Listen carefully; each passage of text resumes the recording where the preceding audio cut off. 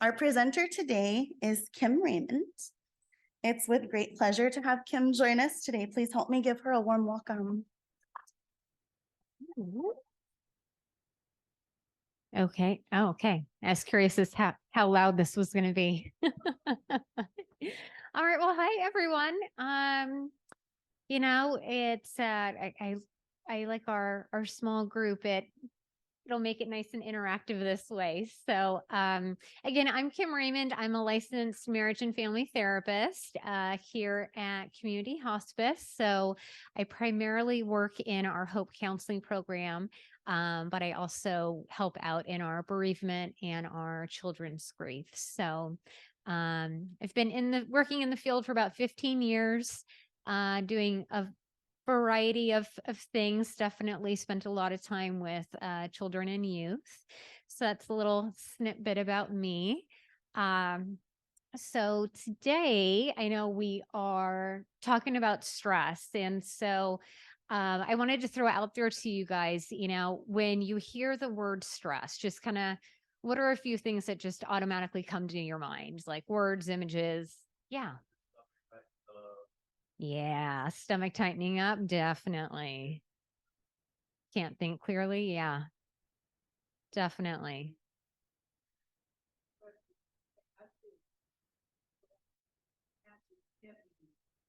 Heaviness.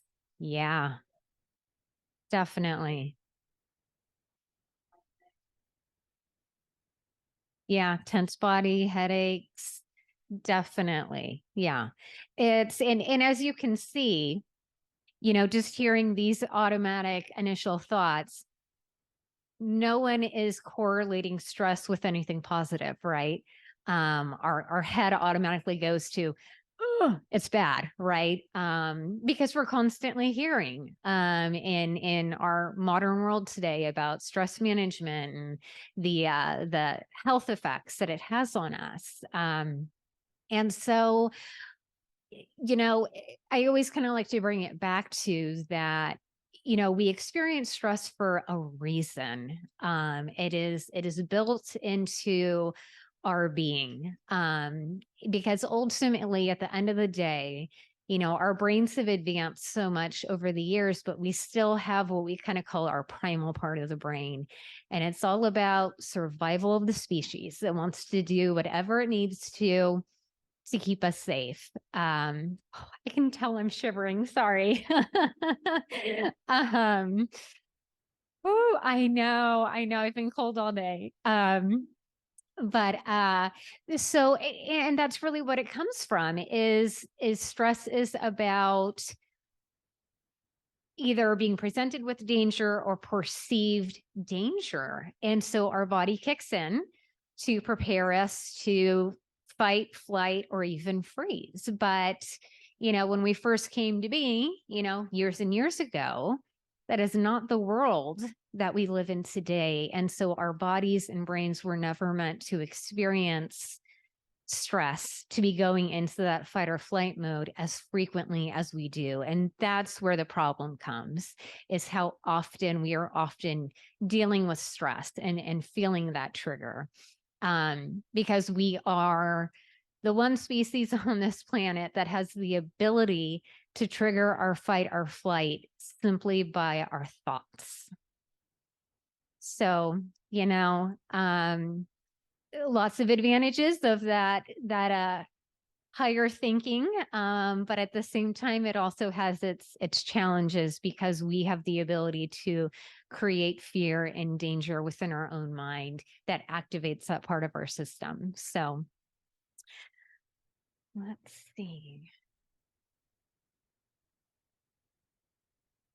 Okay, so kind of like what I was talking about, just how stress is our body's response to perception of danger, and how it can exacerbate health problems. Okay.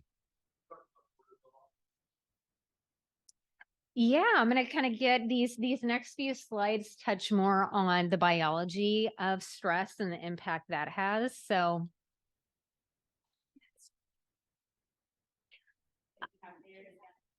oh, Good question.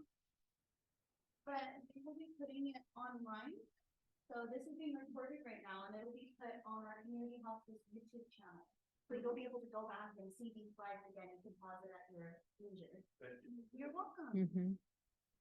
So, when we talk about the nervous system, there's two parts of our nervous system. So, I kind of call it, I think of it as like a gas and a brake.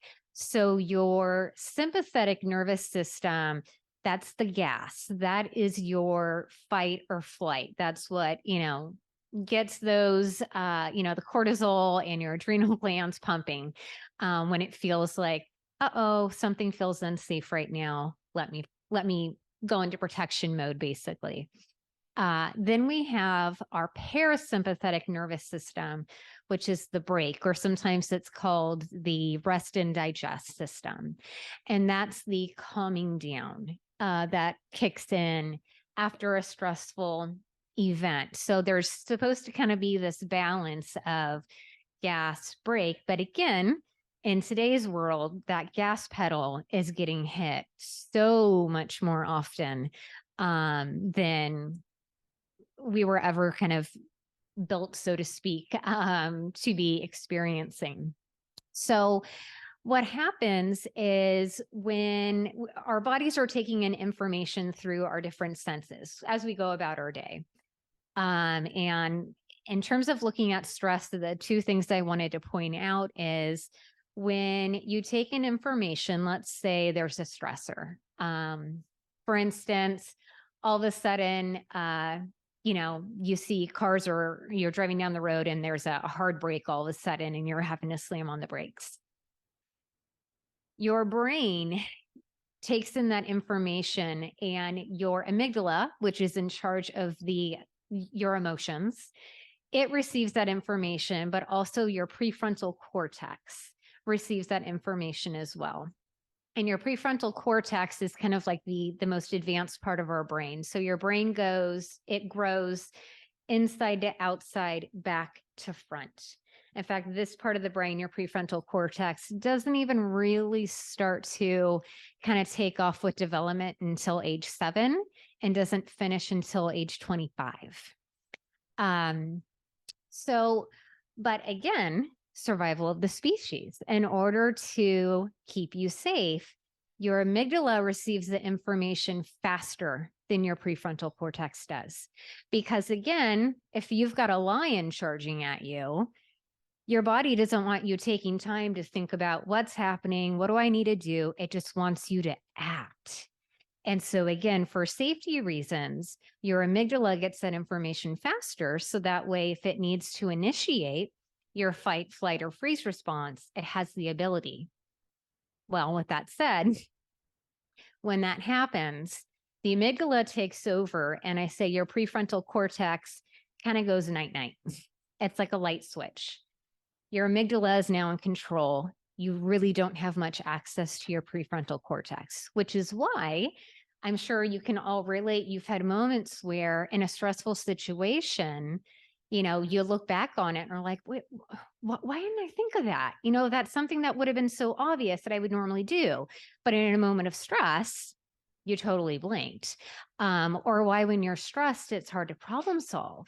And it's because you really don't have much access to that thinking part of your brain where all of your problem solving, your planning, your organization comes from. So in order to get that kind of back to its optimal functioning, you got to get your amygdala to calm down. So we'll talk about some different ways to do that as we go on. Any questions about any of that so far, by the way? No? All right. So when we look at the nervous system, again, it's when faced with stress, that fight or flight response kicks in. The adrenal glands, which is what releases those hormones, those sometimes can get drained. We call it, sometimes you might hear like adrenal gland fatigue. It's when they're constantly being activated by stress. Going down to the musculoskeletal, under stress, we get a lot of muscle tension. which can lead to things like migraines, headaches, just kind of feeling some stiffness in your body. When we look at stress's impact from a respiratory standpoint, again, it can cause us to have more rapid, kind of shallow breathing. And so sometimes for some people, that can then actually kind of trigger like a panic attack. Oh, go to the next one. Okay. Cardiovascular, that's the one we probably hear the most talk about in terms of stress, right? And heart health. And it's, again, when fight or flight is being activated, it's causing our heart to have to work harder, where we're seeing it's that increase in heart rate, and then also just the contraction of the heart muscles. So it's kind of a lot of kind of quote wear and tear on the heart when that's happening frequently. To make sure I've got the right one up for you guys. Oh, you're doing it for me. No? Okay. In terms of the endocrine system. So again, when our body is being flooded with these stress hormones, it's just it can have an impact on a variety of organs in the body, and just cause a lot of wear and tear.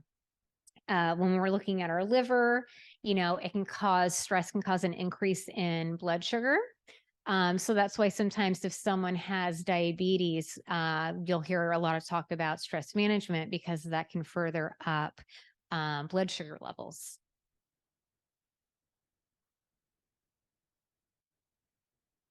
Okay.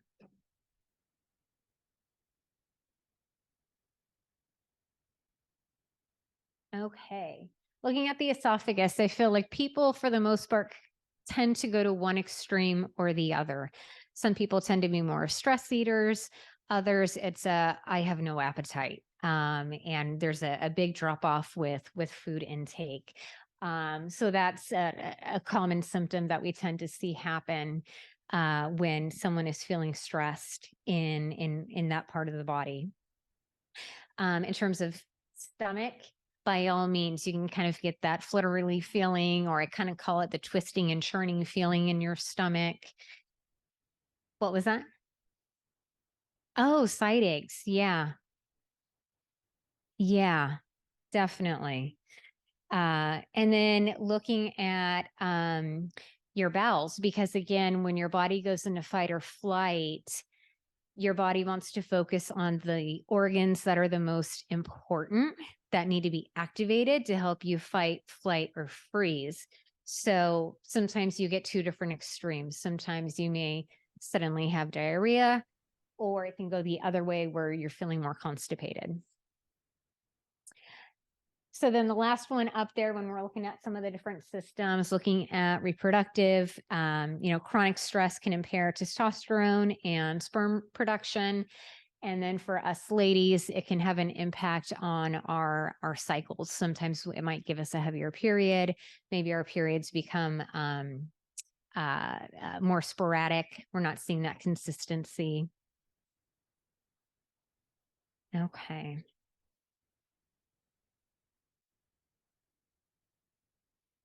Oops, wrong way.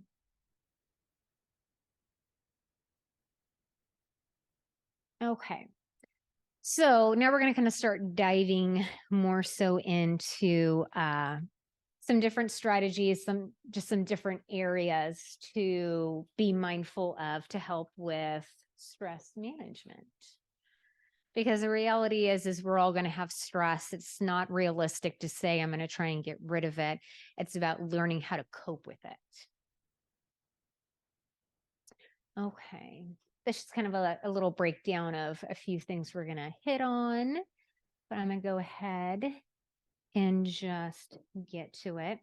So, this slide is talking about involving your senses. So, we all have our different learning styles. As we're going through school, we definitely see that. Am I a more visual learner? Am I more auditory? The same can go for our coping style. So it's always good to kind of explore and be aware of, what are some things that you're more drawn towards. Now, again, sometimes it can also be very situation dependent in terms of what is calming and soothing for you. I know myself, if I'm feeling anxious about something, that's a situation where I'm much more likely to need a support to be able to talk to. Whereas if I'm feeling just kind of stressed and overwhelmed, leaning more into a quiet space, maybe some relaxing music, things like that are more helpful for those types of situations. So, doing some self exploration and figuring out, okay, when paying attention, noticing when I'm doing this activity or listening to this, what does my body feel like? So that way, because again, when you're stressed and kind of that problem solving thinking part of your brain isn't the most active, you're not trying to figure it out in the moment. Okay, for these types of situations, these are kind of my go to tools.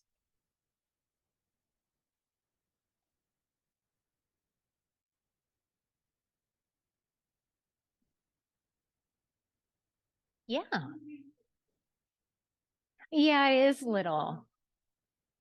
Yeah, no problem. It says movement, sight, sound, smell, taste, and touch. Yeah.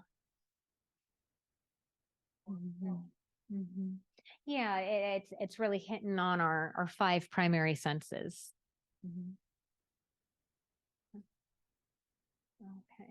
And that's actually the first one we're going to go to is looking at exercise. So, again, I feel like it's pretty common in our culture to hear a lot about exercise in terms of dealing with stress management. Um, so again, we know that exercise can kind of help to release those feel good neurotransmitters, right? So that's why we always see how exercise can have an impact on mood, and help with when your body is flooded with cortisol, it needs to get out. And so exercise can be a way of getting that out of your system. We know that can help with improving your quality of sleep. And by all means, being sleep deprived, again, that only seems to exacerbate our stress level, right? It's hard to deal with various stressors when we're feeling foggy and run down and lethargic. Um, trying to find some consistency. There's no, right or wrong way. It's again finding what works for you. Because if it feels like, "Ugh, I really hate doing this workout each day, that's not going to be motivating to be consistent with it. And it doesn't have to be anything extreme either. Even a 15-minute walk, a 20-minute walk is better than nothing, right? Or even a quick 10-minute yoga workout, just finding ways to slowly increase. So, and I always like to talk about play. Again, kind of our culture at large, we kind of view as play as something for children. But why should we ever stop playing just because we reach a certain age? Play is an important part. And not only can we benefit in terms of our emotional and mental well being, but also our physical. So, it's and it can come in a variety of ways, whether it's shooting hoops with a kiddo or a grandkiddo, walking the dog together, whatever that might be. Going to the playground, if you want to go on the slide and you are capable of going on the slide, like, why not? So again, giving yourself that okay, that it's okay to still play and we should still play. Could I input something? Yeah, definitely. No, please. Stephen and I, we work with IPS studies, and for fun, on our breaks and lunch, we put out a table tennis court. Oh, yes. Regular table, just add a net to it, the spring loaded. Right. So the town, we have fun. and we turned it into volleyball. We're hitting it into the air, you know. Yeah. Ball, volleyball, and table tennis, and man, I'll tell you, that's the most fun I've had in years. Right? Oh yeah. So for the people online, in case you weren't able to hear that, even just getting creative. So like using lunch breaks, and taking a table to turning into something like table tennis or ping pong, things like that. Definitely great ideas. I know I'm a mom of two boys, and I have one of my sons really likes to play tennis. And so when I'm out there, we're not following the rules of where it hits within the lines. I probably am quite the scene running all over the court, just trying to smack the ball, right? But, I'm having fun. So that's all that matters.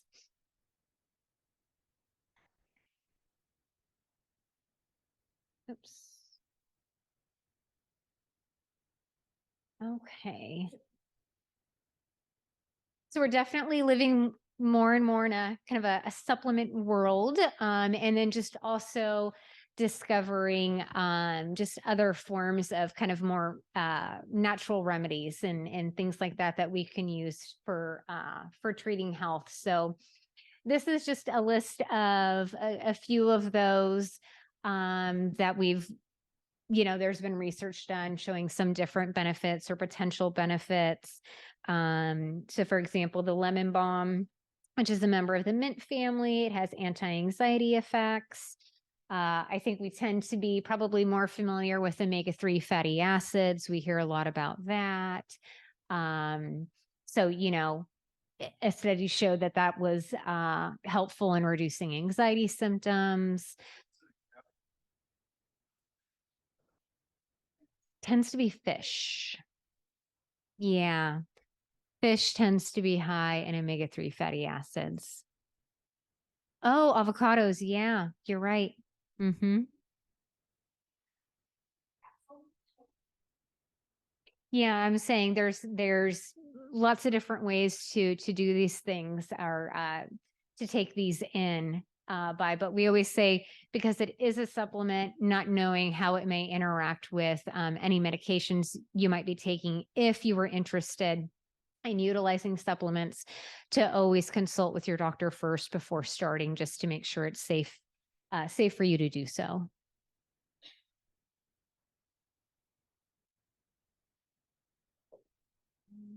Right.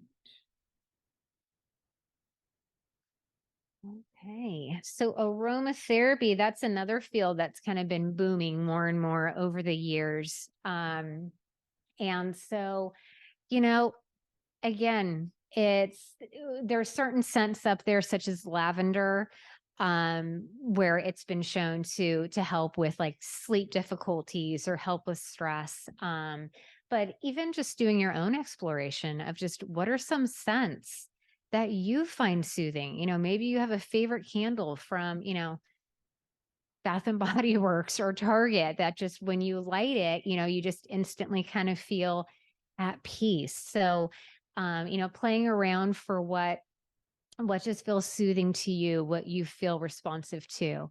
Because by all means, there's kind of more of I say the fruitier scents, and then there's more of the nature scents. But the ones listed on this page are the ones that are a list of a few that tend to be more associated with helping around stress management.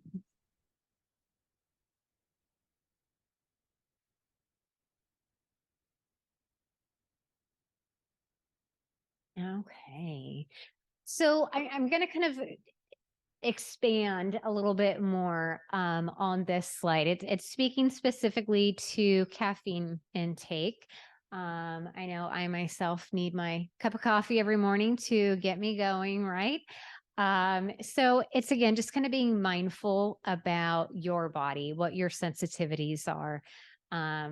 If you were to have a cup of coffee in the afternoon, do you feel like that increases your stress level? Do you feel jittery? Do you, because everyone's body is so different. So it's just looking at what sort of impact does caffeine tend to have, because some people are more sensitive than others. And then being aware of all the different varieties or food forms and beverages that tend to have caffeine in them as well. So I thought this was interesting that it's 5 or fewer cups of coffee a day is considered to be moderate intake. Yeah. So right. So, but it's not just caffeine. Actually paying attention to your gut health can be an important factor when you're looking at stress. So, has anyone heard of the vagus nerve?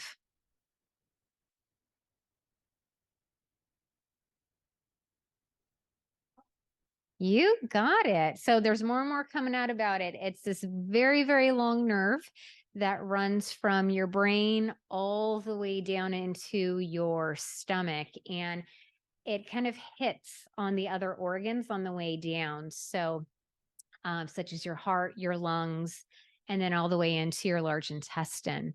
Now, some interesting things about your vagus nerve is that it's a two-way street of communication. So your brain communicates down to your gut along the vagus nerve, but also from your gut up to the brain. And I remember being blown away when I had learned this, that serotonin, it's that feel-good neurotransmitter, 95% of the serotonin in your body is produced in your gut, not your brain. And that travels up the vagus nerve to your brain. So pretty fascinating. And then I had also heard recently that roughly 70% of the communication that happens along the vagus nerve is from gut to brain. So by all means, we've got our brain communicating down to our gut, but there's a lot of action going on along that vagus nerve that's coming from the gut. So, again, that's one of the reasons why we're hearing so much more about probiotics and prebiotics and paying attention to your gut health, because we're learning that gut health can have an impact on your mood.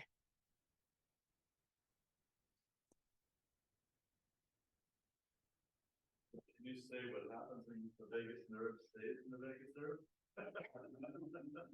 What do you mean when the vagus nerve stays in the vagus nerve? It stays in Vegas. Oh, you're right. Oh, all right.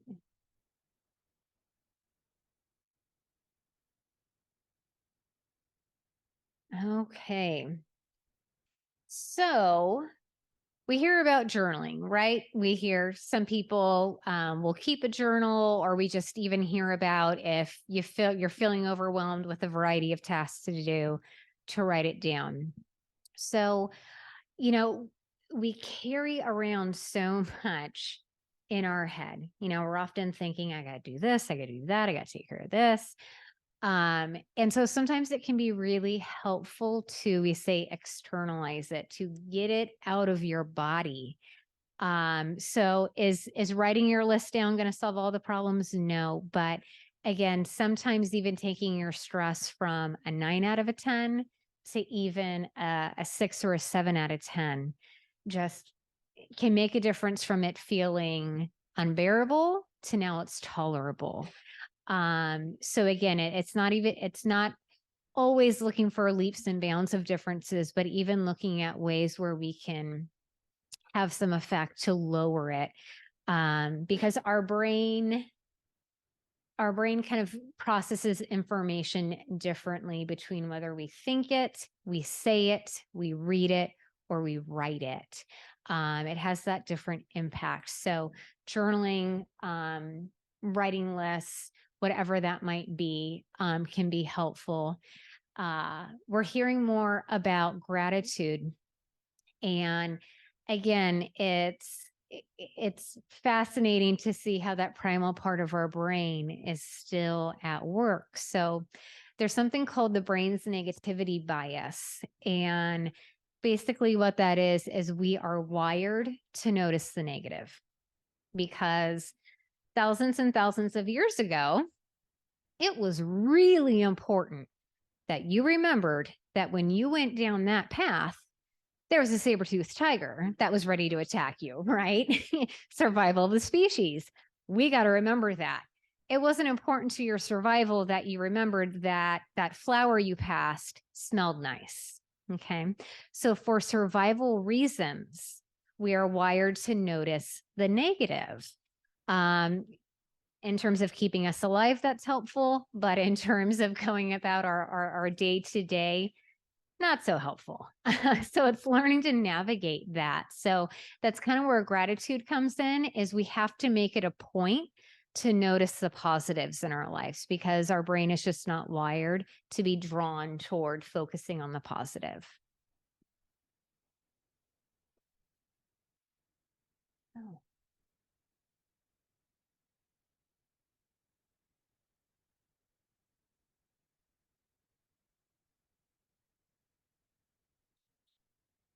Oh, it's okay. No, just for a second, I thought I had skipped one, but I'm okay. Thank you. So this was interesting. I hadn't heard this yet, but looking at chewing gum. So it said that there was a study that found a greater sense of well-being and lower stress when chewing gum. And that the greatest relief was found when chewing was more strongly, more intensity behind it. So again, we all kind of have our sensory preferences or our sensory sensitivities. And so again, when we look at chewing gum, we're really activating that part of our sensory system. So it kind of just seemed like some fun information and like a really quick and easy, accessible tool, so to speak, that you could access. My wife likes something punches. Uh-huh.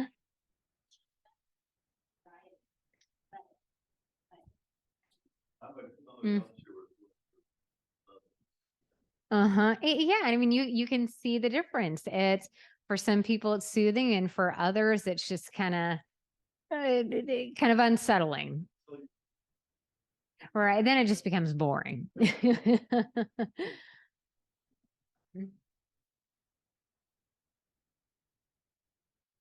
How are we doing? Okay. Okay. So feeling connected, getting social. I went to a training several years ago. The presenter was fascinating. Just really stuck with me. And there was something that he said that just kind of blew me away. And he had said that the part of our brain that lights up when we experience physical pain is the same part of the brain that lights up when we feel socially isolated or rejected. Wow, right? And again, yeah, the part of the brain that lights up when you experience physical pain is the same part of the brain that lights up when you experience social isolation or rejection.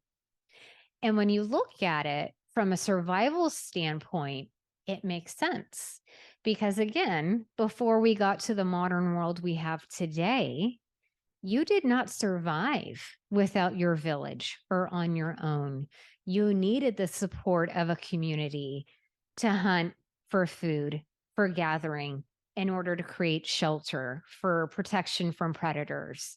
So again, because of that survival connection, we are wired for social connection. We cannot thrive without it. So looking at ways to feel connected with others. And again, balancing it with your personality, right? It doesn't mean you have to be at a party every weekend, but just finding ways to feel connected with someone, whether it's a phone call, Meeting someone for coffee, being in even like some sort of like exercise group. You don't necessarily have to be talking with someone, but just simply feeling like I'm spending time with others. Again, paying attention to what works for you, what makes you feel connected. And now that is the great thing about the modern world. And we definitely saw this take off when COVID hit, is all the ways we can feel connected through electronic means at this point, right? So again, just exploring what works for you.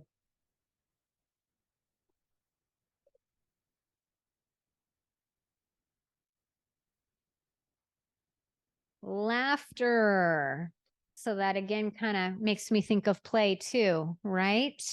Um, Laughing can be a great stress reliever. Um, Great point. It's hard to feel anxious when you're laughing, right? Uh, at least when it's genuine laughter, right? A study of laughter intervention group found individuals with cancer experienced more stress relief with laughter intervention than with simple distractions. So again, when we think about laughter, not always, but oftentimes when we're laughing, we're usually also connecting in some way, right? It's someone said a funny joke, or we're reflecting on a fond memory, things like that. So again, it could be reading a book, telling a joke, looking at some funny videos, watching a funny film, show, whatever that might be. But sometimes we just need some light. Sometimes we just need some lightness.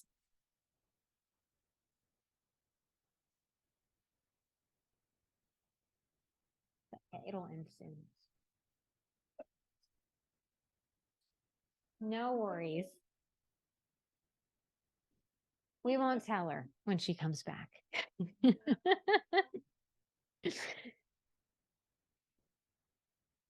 Okay.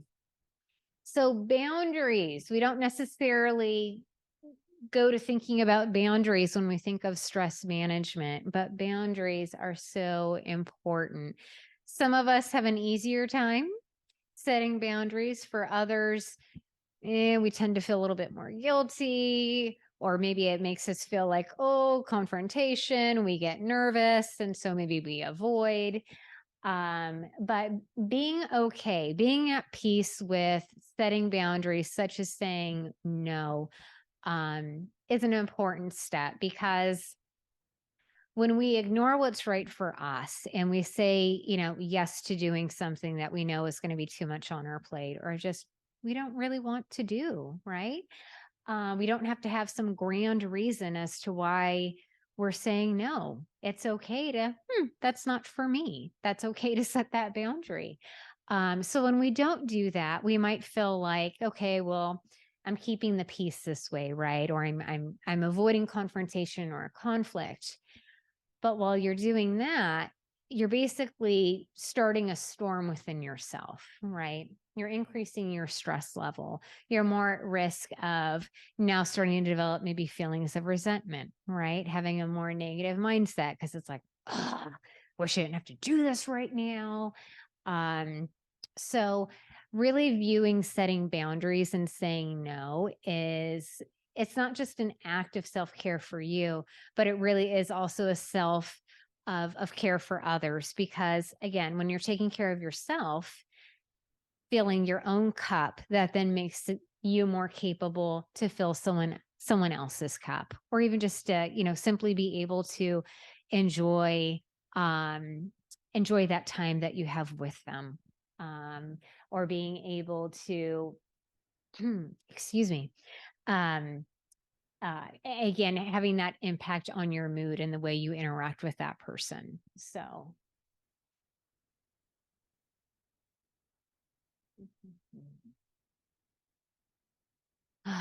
the procrastination. I don't think it's a matter of whether you're a procrastinator or not.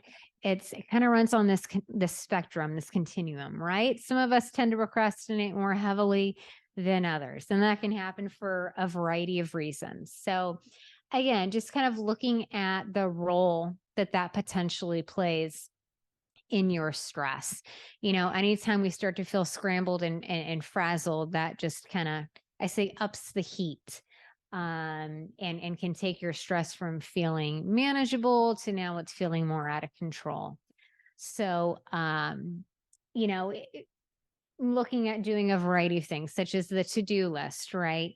Helps you to remember what you have to get done, not worrying about having, oh gosh, what if I forget? Or missing a deadline that's coming up. Helps you to kind of plan out so that you're not feeling so rushed, so scrambled. Yeah, kind of, I'm not going to read through everything on the list. I'm just going to kind of let you guys look it over, but giving yourself uninterrupted time, because we do tend to try and do a lot of multitasking. And we think we're being more productive, and we feel like we're being more productive, but that often ups our stress level.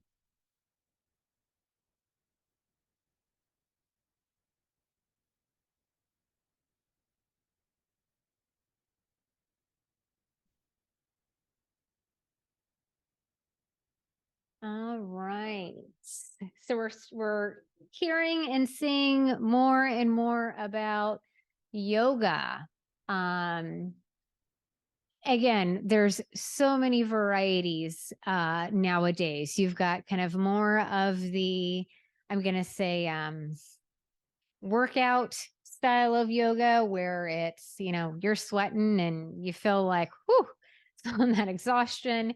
And then we have the more just kind of, I view it as more mind oriented in the sense of just kind of more relaxing. So kind of playing around and figuring out, are there some positions that when I get into this position, I just kind of melt. It feels good. So again, when we say yoga, it doesn't mean, okay, I'm going to go join a yoga gym or sign up for a yoga class, but even just exploring just some different yoga positions and taking 5 minutes or 10 minutes to just let me move through 2 or 3 moves, can be helpful with maybe starting your day with that, right? To kind of set the tone for the day, but then also as a way to decrease stress when it's hitting. Yeah. So I was watching TV on YouTube. Uh-huh. And on this guy in the forest in yoga does these moves that totally stress me out. Break my neck, but it's Right. So and that's the thing is, we kind of have these stereotypical images, right, of yoga. You got to be super flexible and bendy and it's really extraneous, and yeah, it's like, well, who's going to want to do that? But again, it's so much more than that. There's so many different options. Again, it doesn't have to be this like formal routine, but just even, oh, I noticed that I like the way my body feels. I notice I feel more relaxed when I just spend a couple of minutes in this, one position or these 2 or 3 positions. So, just kind of doing some exploring with that.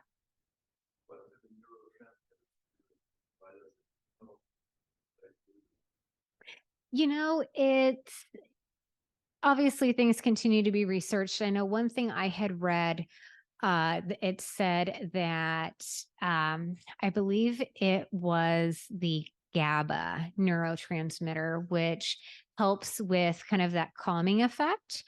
And it had said there was a research study that had showed that doing yoga helped to increase your GABA levels. So, when you think about, because yoga is about really the mind body connection. So you kind of get a double benefit of, you get the benefits of the physical activity, right? Exercise. But then you also get that mental, emotional health benefit of getting yourself into a more relaxed state of mind. So it's really a variety of things. So it can help with decreasing those cortisol levels, blood pressure, heart rate. And then, yeah, that last line in terms of increasing neurotransmitters and mood disorders, it can help with increasing your serotonin levels. Like I had said, there was that thing I saw about potentially increasing your GABA levels. So, yeah. All right. The next one is my favorite. So mindfulness. So I'm going to throw this out to you guys again. When you think of mindfulness, what do you think of? What comes to mind? Thoughtfulness. Okay. Paying attention. Okay. Meditation. Yeah.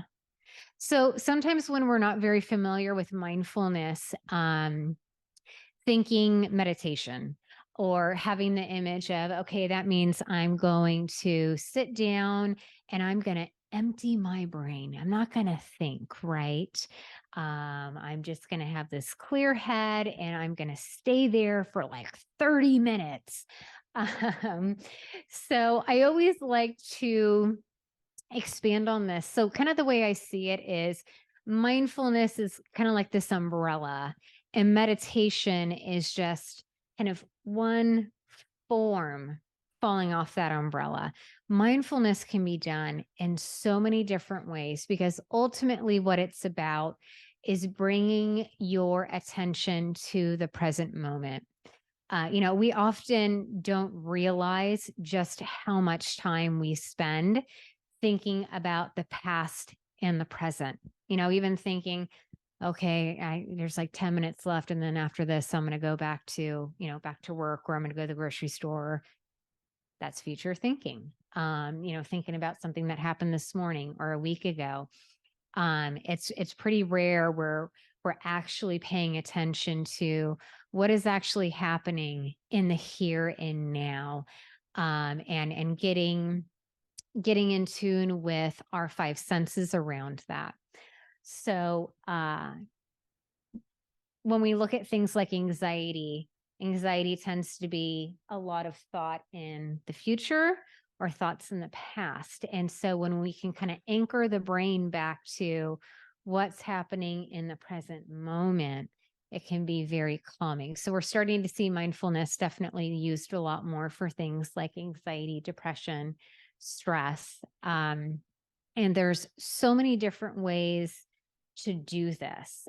So again, I want to emphasize mindfulness doesn't mean you sit there and you don't think about anything at all. Okay. You're basically going to be fighting the natural wiring of your brain. Our brains were meant to wander and think. So, yeah.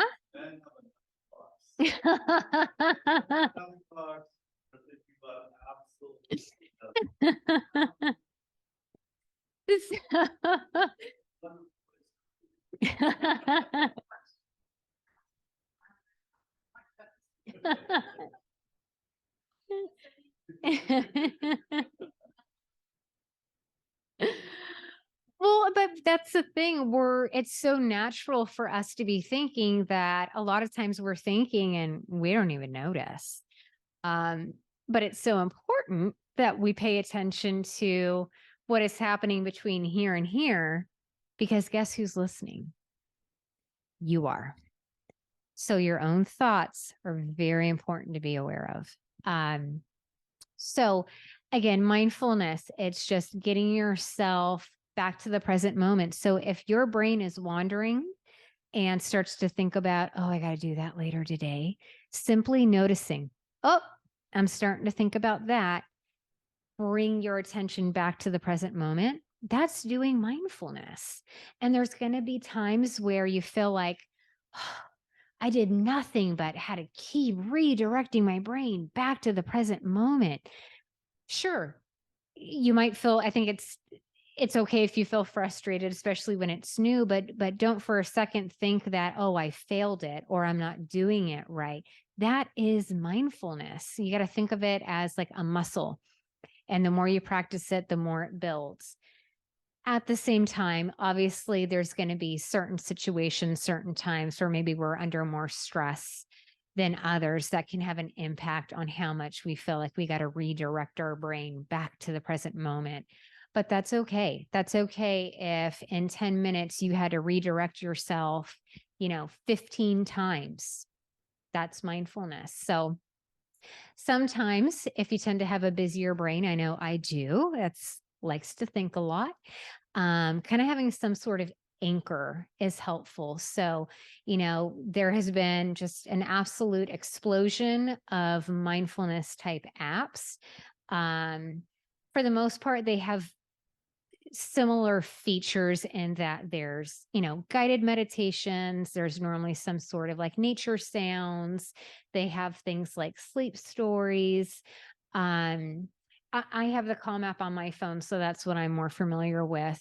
But sometimes, I can click on a quick 10-minute mindfulness meditation, and just having someone else kind of prompting me kind of helps to anchor my mind to stay focused on that and helps with some drift. There's other things like you might hear it's called box breathing, where you either can physically look at, the shape of a box, a drawing of a square, or just imagine it. And as you breathe in, you go along the top of the box. You breathe out, you go down the side. You breathe in, you go to the bottom. You breathe out, you go to the top. You can do it with any shape. I've seen star breathing. I've seen rainbow breathing. It's basically all the idea of it just kind of gives you a focal point for, okay, when I reach this point of the shape, that's the end of my in breath. Now I'm going to go to my out breath. So sometimes little anchors like that can be helpful. But what I like about mindfulness is there's so much flexibility. You can pretty much do it anytime, anywhere. You don't need something to do it. You can make it as short or as long as you want. Even if you're walking down to your mailbox, you could do what we call a mindfulness walk, where you pay attention to what does the ground underneath my step feel like? What's the feeling of my foot as I go from heel to toe? What do I notice about the temperature or the breeze outside or the smell in the air? Noticing the different shades of green in the leaves on the trees that I'm passing. It's just noticing your 5 senses while you're out, like I said, walking into a grocery store, walking to the mailbox. Those can be small acts of mindfulness as well.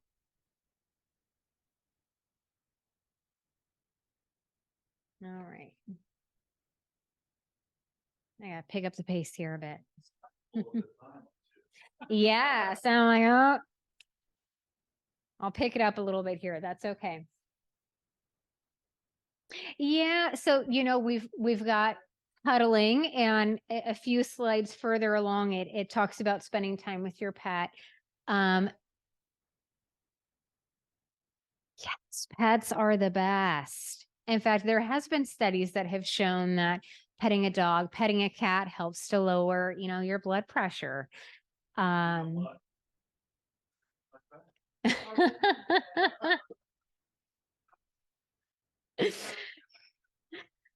it's not just humans that we can connect with, it's our pets we can connect with too. And touch can definitely be a form of connection that can feel good, depending on, again, what you like in terms of your own preferences, your own experiences. But definitely cuddling, petting a pet can be really helpful, as it releases oxytocin, which is that feel good, connecting, so to speak, feeling connected, feeling love, neurotransmitter we have.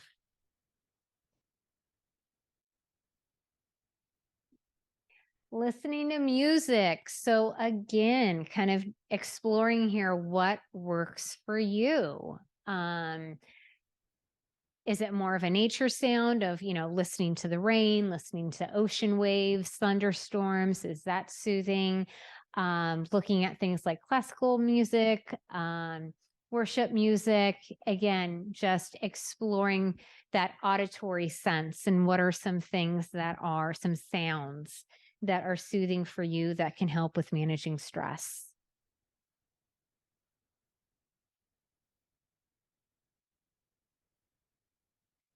Deep breathing. Okay. See, you can tell I'm a therapist. I'm getting wordier when it comes to things like deep breathing and mindfulness here. Deep breathing. We always hear, take some deep breaths, right? And sometimes, we can kind of wonder, why does everyone always say, take some deep breaths? Well, there's actually science behind it. And it talks about this. I'm going to give you guys an interesting little tidbit. So in general, deep breathing, slowing down the breath. When we do that, we also tend to turn our attention to the breath, right? So not just, right? Sometimes we'll see kids do that. I took a deep breath and it didn't do anything. Well, we got to do more than one, right? And it's got to be a mindful breath. Let's pay attention to the feel of the inhale, the feel of the exhale. Where do you feel it the most strong? Do you feel it, right underneath your nostrils? Do you feel it in your chest, in your stomach? Where do you notice it the most? So taking some mindfulness breathing. And it talks about different types of breathing. So kind of what I call a more traditional deep breath, kind of what we're usually taught is that when you inhale, everything pulls in and tightens, right? And then when you exhale, you feel your stomach expand. So again, that very fascinating training I went to so many years ago, the presenter had said that with that form of breathing, when you inhale, the inhale technically activates your sympathetic nervous system, which is your gas. The exhale activates your parasympathetic nervous system. So it's more of a gas break breathing style. Whereas with diaphragm breathing, you hit only your parasympathetic. So it's that brake pedal on the inhale and the exhale. And it can kind of feel weird at first because I view it as an opposite to how you would traditionally do a deep breath. So when you inhale, your stomach expands. And then when you exhale, it contracts.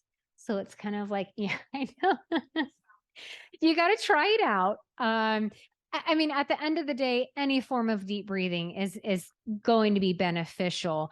It's really about it's really about just, trying it out and going with what you prefer. So that's just kind of another neat type of breathing style that you can try out. So with the diaphragm breathing, it's just what's happening is when you're inhaling, your stomach expands. I just say traditional deep breathing, where when you inhale, your stomach contracts, it pulls in. So you're doing like an opposite effect, where I think about what's happening with your stomach. It's kind of like a flip-flop. So instead of a contraction, it's an expansion. Okay, so we kind of already touched a bit on pets, how spending time with pets can be beneficial. So I'm going to go ahead and jump on to the next one. I know I got to get us wrapped up here. So looking at sleep. Has anyone in this room seen the animation movie Inside Out? Yes. Okay. It's like the 5 emotion characters. So in that film, there's this scene where it's like these 2 custodians and there's a bunch of marbles and some of the marbles are bright and some of them have like really faded. And they're going through and I think they're like in her long-term memory. And they're saying things like, oh, the names of all the, My Little Ponies, don't need to remember that. Zoop. And they're vacuuming them out. They're taking the marbles out. And basically what that scene is demonstrating is something our brain does that's called pruning. And so, it's that's where the if you don't use it, you lose it comes from, is we're constantly taking in more information and learning. And so our brain, while we sleep at night, it prunes. So in order to make room for more information, if I'm not really doing math, which I'm not for the most part in my line of work day to day, after a while, there's going to be things that I start to forget, which is why I had the fun experience of being stumped by my son's 5th grade math homework, because I'm like, I haven't done this in years. I don't remember how to do this. My brain had pruned it right out because it's just not something I'm using. So same thing with our emotions. When we're sleeping at night, our brain kind of processes, quote, our emotional baggage of the day. And if we don't get enough sleep for it to process it, we then carry the emotional baggage of the day before into the next day. So instead of your baseline starting down here, you may already be starting your day with a higher baseline where, you're not feeling relaxed, like a 1 or a 2 on a scale of 10, but maybe you're already starting your day at a 5. And so that's why things are annoying you more easily. You're quick to kind of just react, maybe kind of bite someone's head off. It's because you didn't have enough sleep for your brain to do what it needed to do to really set you up for the next day. Okay, last couple slides here. So kind of tying in again with procrastination, just being mindful around time management, doing what we can to make sure we're not putting ourselves in a position of rushing. Obviously, life happens. We're going to have moments where we're rushed, we're feeling crunched for time. So again, setting realistic goals, doing the best we can to set ourselves up where we don't feel like we're scrambling at the last minute to get something done or to get somewhere on time. So just kind of doing those to-do lists, maybe breaking larger tasks into smaller steps and giving yourself little deadlines can kind of help with some of those things. The other thing I was going to show you guys is the example I have is my child-friendly one, but for the parents out there, what I did is at Target, you can just get a really basic wall clock, I noticed, for about $5. I'm sure they have them at, Walmart too, Amazon, things like that.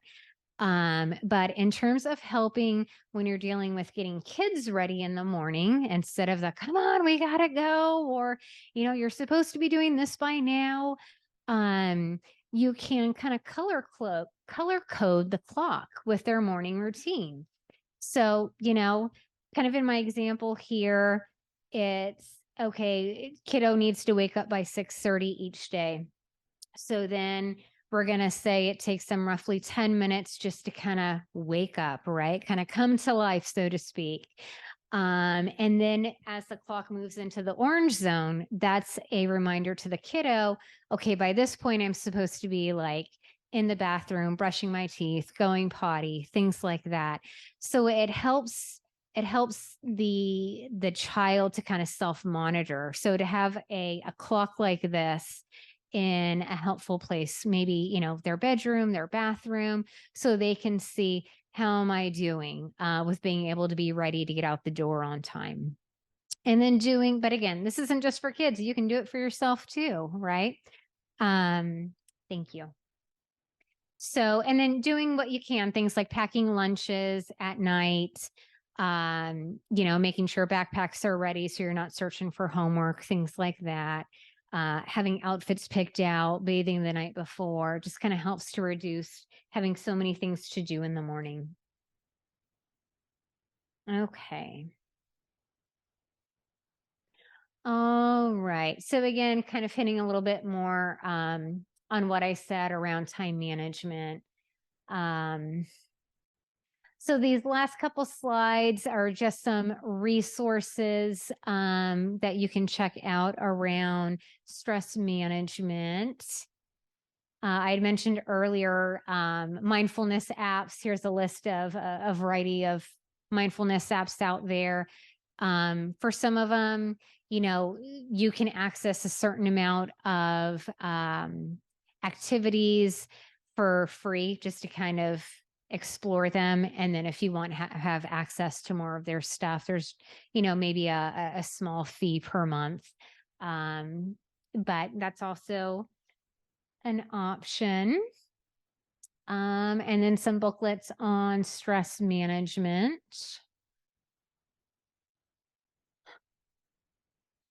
These are just our references that we used for our presentation today. Any final questions? So Kim, online, we had somebody pop into the chat box and she just made a comment piggybacking off what you were saying. And she said that yoga is such a great stress relief, even if you only do 5 to 10 minutes a day. Yes, exactly. Something is better than none. So don't discredit even the small time frames or the small steps. It all adds up. It all contributes. And another comment was made here on the topic of mindfulness. And she said, if you have an Apple Watch, they do box breathing with a bubble instead of a box. And you can find the mindfulness section. It's under mindfulness. It's called mindfulness. Okay. And she says it's a great resource to practice. Oh, I did not know that. That's great to know. Thank you for sharing. Well, thank you. Okay.